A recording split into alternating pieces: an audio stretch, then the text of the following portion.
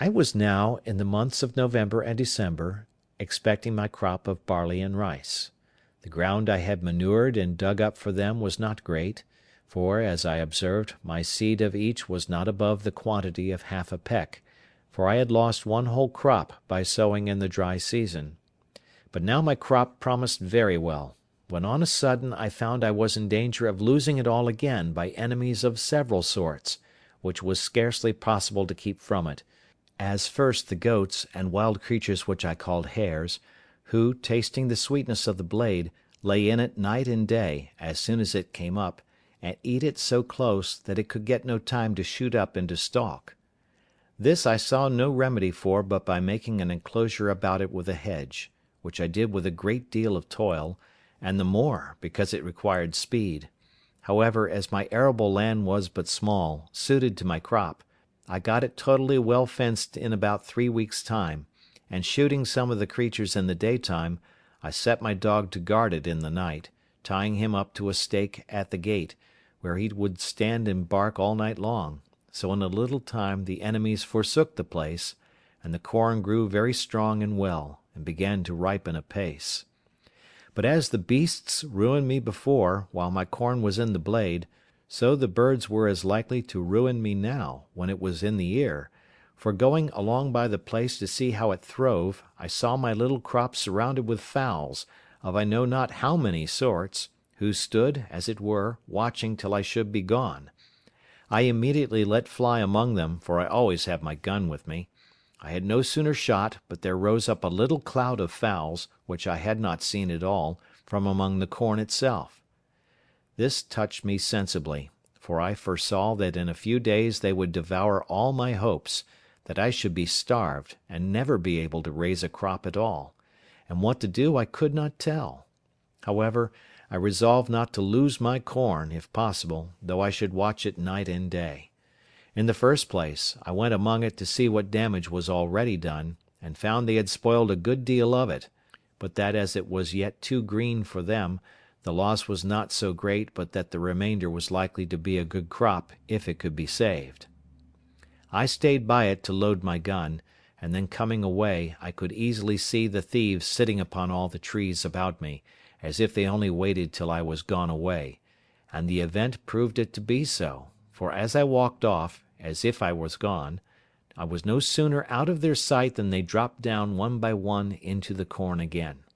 I was so provoked that I could not have patience to stay till more came on, knowing that every grain that they ate now was, as it might be said, a peck loaf to me in the consequence; but coming up to the hedge, I fired again, and killed 3 of them. This was what I wished for, so I took them up, and served them as we serve notorious thieves in England, hanged them in chains for a terror to others. It is impossible to imagine that this should have had such an effect as it had, for the fowls would not only come at the corn, but, in short, they forsook all that part of the island, and I could never see a bird near the place as long as my scarecrows hung there. This I was very glad of, you may be sure, and about the latter end of December, which was our second harvest of the year,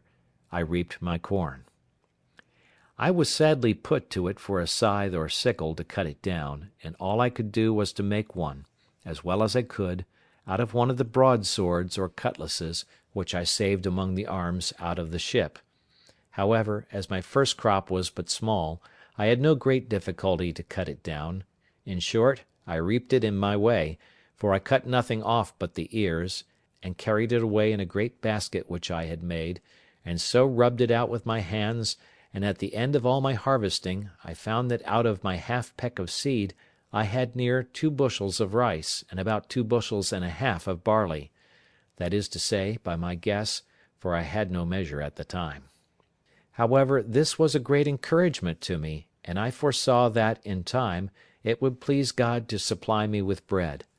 and yet here I was perplexed again, for I neither knew how to grind or make meal of my corn, or indeed how to clean it and part it;